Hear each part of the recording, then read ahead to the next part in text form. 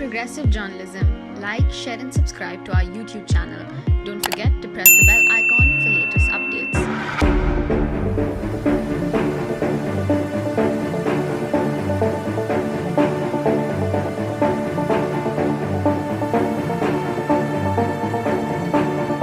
A bomb attack on a bus carrying troops in the Syrian capital has killed at least 14 military personnel and wounded 3 others, State TV reported.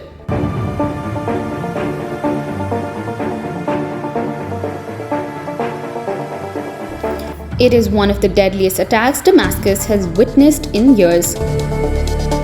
State TV footage shows a charred bus near the Hafiz al-Assad bridge as the attack occurred early hours today when people were busy with their daily routines, and 2 explosive devices went off.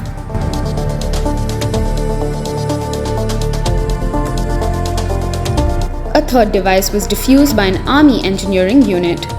No groups has yet claimed the attack, but officials have called it a terrorist blast.